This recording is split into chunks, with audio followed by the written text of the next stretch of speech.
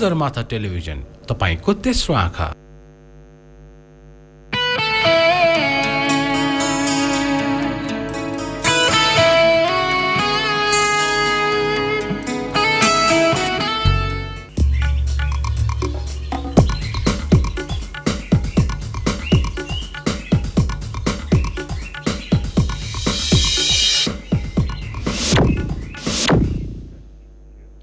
नमस्ते दर्शकवृन्द, आज हामी एसटिभी च्याटमा छौँ र आजको यो बिहानीमा हामी करिब 25 मिनट एकजना विदेशी पाहुनासँग हामी कुराकानी गर्न गइराखेका छौँ र हामीसँग हुनुहुन्छ आज पारी प्रोफाइल डेनमार्कको एउटा कम्पनी हो पारी प्रोफाइल र उहाँका जेनरल म्यानेजर हुनुहुन्छ पी मिकेल्सन र उहाँ नेपाल आउनुभयो सन् 1995 मा 1995 मा उहाँ पहिलाचोटि नेपाल आउनुभयो र नेपाल आइसकेपछि उहाँले यहाँको गरिबी देख्नुभयो, यहाँका केही विकट क्षेत्रका विद्यार्थीहरू, साना साना बालबालिकाहरू शिक्षाबाट वञ्चित भएको पनि देख्नुभयो र त्यस पछाडि उहाँले एउटा प्रण गर्नुभयो, म नेपालमा आएर केही गर्छु, नेपालमा आएर म शिक्षामा लगानी गर्छु र यहाँका बालबालिकाहरू जो चाहिँ शिक्षाबाट वञ्चित छन्, विद्यालय छैन त्यो गाउँमा, त्यो ठाउँमा, त्यो स्थानमा र त्यहाँका विद्यार्थीहरूलाई केही गर्छु भनेर त्यो प्रण बोकेर चाहिँ डेनमार्कबाट नेपाल आउनुभएको छ फेरि पनि। र उहाँ पहिला 1995 मा नेपाल आउँदाखेरि के देख्नुभयो र अहिले कस्तो छ नेपालको स्थिति, त्यस बेलाको शिक्षा कस्तो थियो, उहाँले के गर्न चाहनु भएको थियो, यी हरेक क्षेत्रमा हामी यही विषयवस्तुलाई लिएर हामी कुराकानी गर्न गइरहेका छौँ पारी प्रोफाइल डेनमार्कका पियर मिकेल्सनसँग। Welcome to the show, Mr. Mikkelsen. Thank you. So you are here in 1995 for your first visit to Nepal.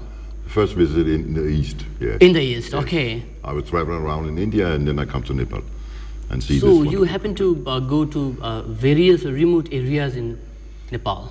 Yes, just for tracking a little bit and see Nepal and nothing else. But so in 1995 you were a tourist. You came to Nepal as a tourist. Yes. Entirely a tourist. Tourist. No other yes. objective. I have a rucksack, walking around with it. Okay, with a backpack. Yes. And trekking in the Himalayas, yes. in the trails. Yes. So, like, how do you feel, like in 1995 when you first came to Nepal?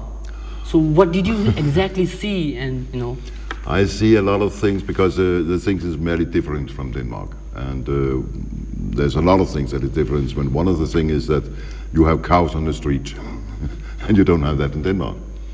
And naturally, Nepal is a very beautiful country and you don't have mountains in Denmark. You have one mountain called Sky Mountains. It's 142 meters high. Very, very small. Very, very small. Yeah, when you compare it to our in Nepal yes, mountains, Yes, so naturally you don't know mountains when you are there. Okay. But I saw that this was a country that it was very special, and I think that the humor for the people here is the same than in Denmark. And I also think that Nepali people like to enjoy themselves. Nepali people want to dance. And that's the same with Danish people. But what exactly, I would like to use the word prompted, okay? Yeah. Like, what exactly prompted you to come back to Nepal again after you went back to Denmark and then start doing something something for the sake of those children who have been barred from education, who have not been able to get education? So how was that? I was walking in the mountain and I saw that there was a lot of small kids who... Okay, which part was that? In the mountain? It was in Tanahu. Tanahu, and okay. around Pokala. Okay, yes. Later on, I think it was in 1997, I tracked Annapurni. Okay. Around Annapurni. But in that time, I saw that there was a lot of small kids who never went to school because they have 2.5 hours going to school and 2.5 hours back. So naturally, they never go to school. So I think that this could maybe be a very good project. And I met Mohan Gurung, okay. and he became my brother, and then he came to Denmark and I came to Nepal. And then in 1998, we started the project to build a road from up in the mountain to a little village called Kevron. Okay. And then we put water into this, and then we built a school. So the school opened in 1999, and the school is very good. So how many students do you have at the moment? At the moment there is, I think, about 22, 23 students in the school. It's a good number, I Yeah, guess. 3 classes, yes. Because in that remote area, like 22 students going to a school, I think it's a primary school. Yes, yes, but that's only first, second, and third class. And after that, they go to Shelter. Okay, like how do you like fund? How do you like generate the fund for to manage the overall expenses of the school? I mean, teacher salary, etc., etc. It's a private project, so I go home in that Okay. time in 1995 and think about it, and then I collect a lot of people, friends or people from outside. In Denmark? In Denmark, and Okay. they want to pay. And my idea was that I think that people want to help each other, and but they want to have something return. So every year I write a report with some pictures from the school and send it out to all the members in Denmark, all the group in Denmark. Okay, so then they'll have a look at it Yes. and they, yes, he's doing something in Nepal. Yes, yes, so That's they good, can that's see it good, also. yeah. And we have, you know, I come to Nepal, so I also make some movies, some films, and bring it back to Denmark, and they can see it. And we have a meeting, and then I show them, tell them something about what's happened here. Okay, you are also a filmmaker. You make films. No, they make films. Okay, they make films. Yeah, okay, here. okay. Yes, and yes, I can edit a little bit, but you know, it's not. I'm not a filmmaker. A little bit of technical mind. Yes, you yes, had yes, that. you can say Okay. that, yes. So I make such a thing also, some, you know, just so they can see what's happening in Nepal, because then they want to help, naturally. So it's a membership, so they pay about 80 crowns, Danish crowns, that's about 800 rupees every month, each of them, and then we collect them and send it to Nepal. Okay, they make contributions. Yes, yes. Okay. So And there are then- a lot of contributors there in Denmark. Yeah, yeah. Your friends, your Yes, relatives. Yes, yes, and whatever. Okay. My mother is, you know, we have a little hood for the children starting in school. You know, in Denmark, when they finish school, they got a hood. But here we start the school, so we give it. And my mother is nickel also, so we give it to the children. Oh, your mother does that? Yes, in Denmark. For the children here in Nepal? Yes. And I think until now, from we opened the school first in 1999, and until now, I think that is about 300 nickels hood. Single-handed, your mother did it? Yes, my mother did it, yes. That's quite good, interesting. Yeah. Yeah. And you know, this is different. The hood is different. So every child has their own hood. They have it right now? Yes, yes. Yeah. They put it? Yes, yes. So, It's a unique, they're quite unique in like... yes, yes. And also I think we try to put some other things into the school. Also we put something in that they take a photo of the class and put it up the wall in the school. Yeah. And that means that now we can see that the first third class in 1999, they have children now. So they go to the school and say, see, mom was in this school also. Because they have a photo. Yeah, that's good. That's quite That's good. So like, you know, like, so what are the future plans? Like you established a school already. Yeah, I think there are 2 schools. There are 2 schools. One in like Seratar of Tanahu Yes, and the other is in Kyorang. Yes, yes. And now we start a health project. Health project. Like it's in the pipeline. Yeah. Okay, so when it will be complete? I think that the health center will start up after the raining time here. Now, and it started with 2 nurses and a doctor coming twice a month or something. Visiting doctor? Yes, visiting doctors, yes. 2 nurses will be stationed there itself? Yeah. 24 hours? Yes, yes. There will be beds, many beds? Yes, How I many think beds? so, I think so. Okay, okay. So that is one project that we make here in Kevron. We try now to put one teacher more. That means also that we try to put in so they learn English from first class. That's good. Also, so it's very good English, because I think that one of the problems in Nepal is that a lot of young people going from the small village in the mountain and go into Kathmandu or to Pokhara or abroad or whatever.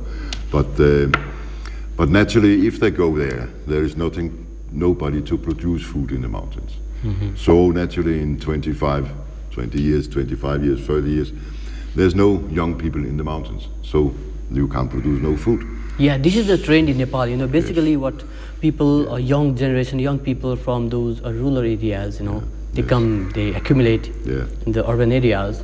Because it's due to, you know, lack of facilities in those areas. So I think what you have been doing is, you know, it's like commendable job indeed. Yes, it's to try to do something. Yeah, you have been trying, so that's an endeavor, good endeavor, I must say. So basically, this is the situation in Nepal because due to political instability, you know, there's no political stability here. No, but I can see still that. But let me interrupt. But still, we are optimistic, you know. That something good will happen. Yes, but I can also see something good happen because it's the different things now from 1995. So I can follow that it is better now. It is better. Okay, you talked about 1995 and now it's like, you know, 2012. So what differences, what significant differences did you find in Nepal when you first came to Nepal in 1995 and during those period, you know, people did not even have a mobile phone because people were, there was no mobile phones. No. There were only very few mobile phones in Nepal. So now, 2012, you know, you can see a set, you know, everybody, you know, even a student with a mobile phone, you know, chatting with friends. So what is, you know? Yeah, even when you're, you know, the carrier out in the mountains going like this with all the things, they have a mobile phone. Strange. Another thing is that naturally, the difference is also that I see that the road is a little bit better. Okay. Especially in the countryside. Yeah, and therefore also we have. I can see there is also other things that is better in Nepal also. People dress a little bit different now. I see. So also the school is better, but naturally now there is another very big problem in Nepal, and that is electricity. And naturally that is the problem especially in Kathmandu. So, you know, I come from a country Denmark, that is, I think we are the best in the world to produce windmills. Exactly. And we have the world's biggest company, Vestas. And now we talk a little bit about doing something with the windmills. So right now we put thing into to find out if we can put windmills up around Kathmandu so we can produce electricity in Nepal. Okay, now here we take a short break. Okay. We'll continue our conversation, chat, let's say, after the break. दर्शकबिन हामी एकछिन एउटा सानो विश्राम लिन्छौँ विश्रामपछि हामी फेरि पियर मिकल्सनसँग केही अरू इन्ट्रेस्टिङ कुराहरू आकर्षक कुराहरू हामी गर्न गइराखेका छौँ र अहिलेलाई भने एउटा छोटो break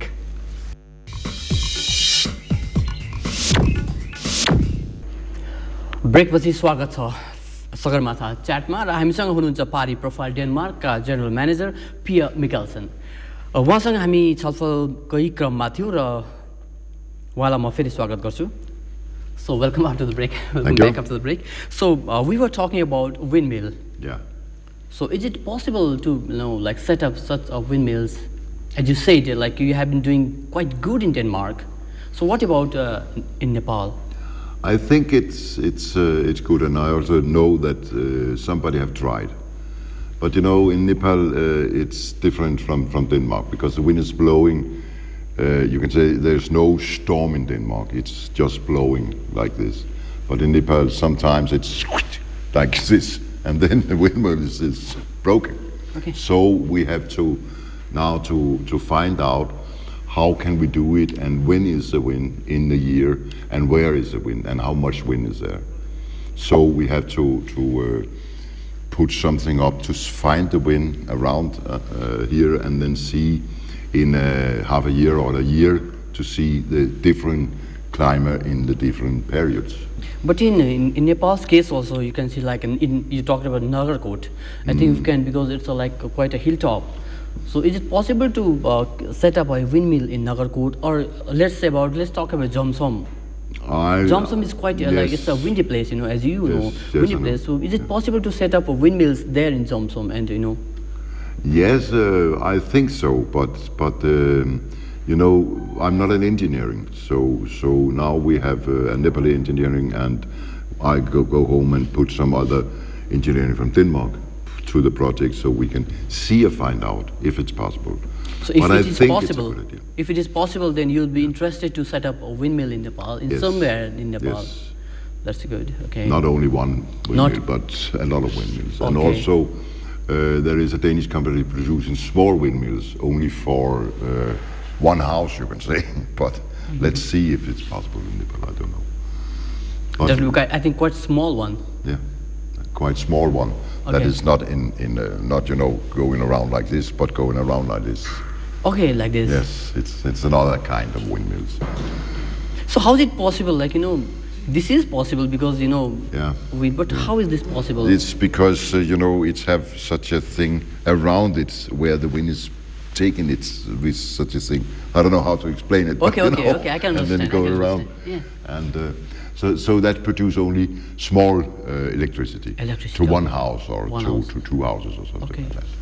So for a village, you can also, Yeah. for a certain area, so for a certain community, you need Yeah. Yes. a bigger one. Yes, and naturally to Kathmandu there should be a very Quite big bigger. one. In Denmark they have we just have opened a windmill park, built it out in the sea, and there is 200 windmills, very very big windmills. So we put them out in the sea, and they produce electricity to Denmark. Quite popular. Yes, In your yes, country? because it's very cheap. No load shedding, no power cuts in Denmark. No, We no. have power cuts here. Yes, I know. Several hours. We Yes, even, yes. had to face power cuts up to 16 hours I know. a day. I know. Horrible situation. Yes, it's what it is. So windmill could be a perfect Yeah. I alternative. think windmills is good for Nepal. Nepal. Because naturally, when you look in Switzerland or you look in Norway, because they have this mountain with a lot of water, normally they produce a lot of electricity, but they don't do it in Nepal. Yes. So, yes, but not enough. In, Enough, I so think windmills that are windmills, popular in Canada also. Yes. Yes. Yes. I heard so, like in Canada also, people, Yeah. that there are several windmills. So I think that it's a very exciting project to see if we can do that. And you'll be interested to do that Yes, very much. in several places Yes, in and the then country. we must try to put it out. And let's see. Simultaneously, you'll be, focusing on the education sector as well. Yes, the group is, this is one part of it.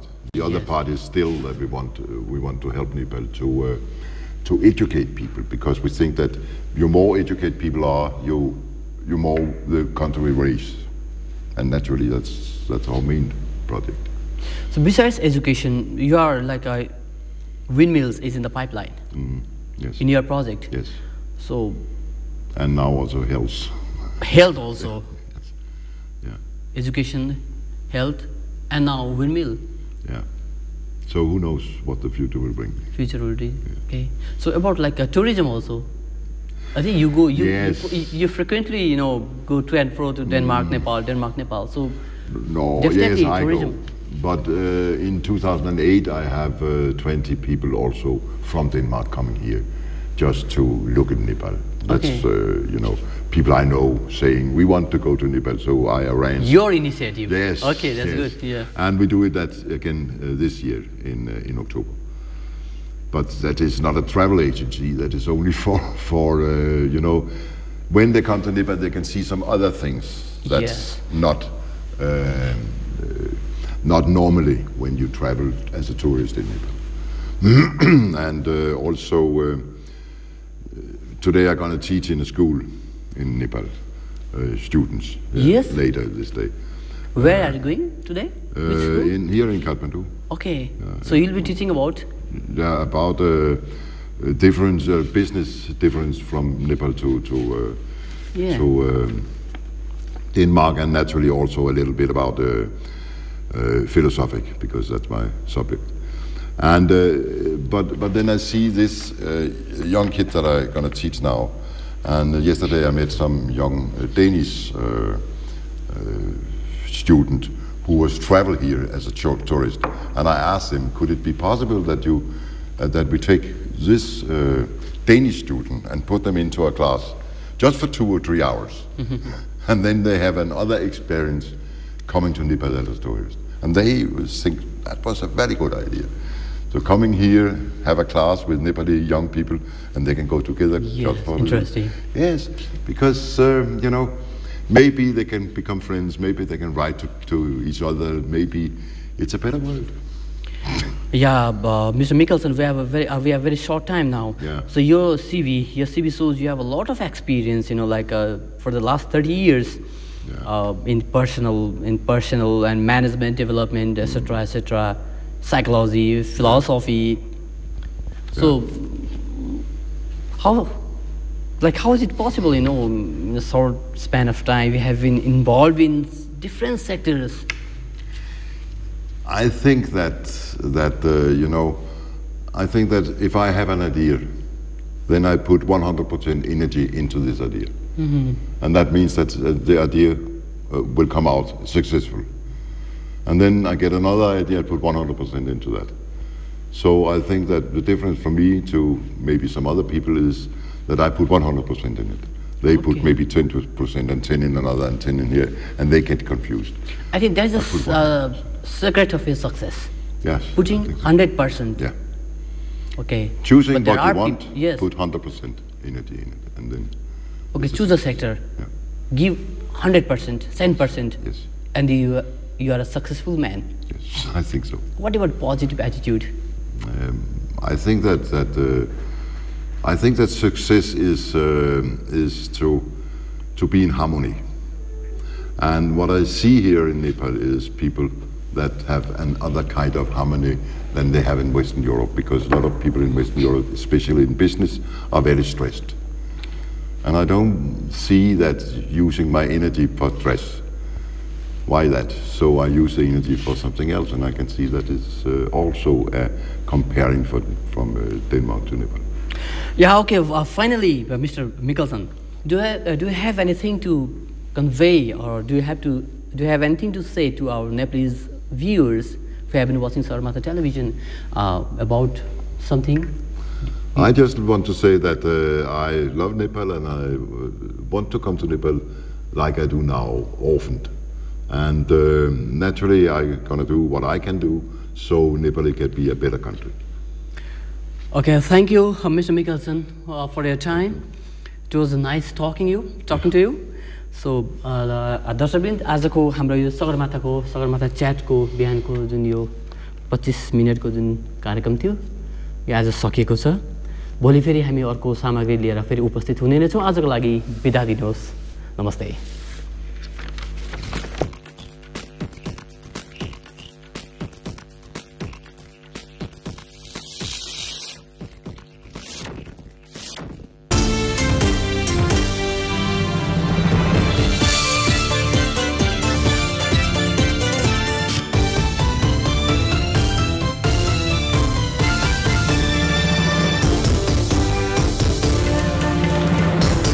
Sagarmatha television, तपाईको तेस्रो आँखा।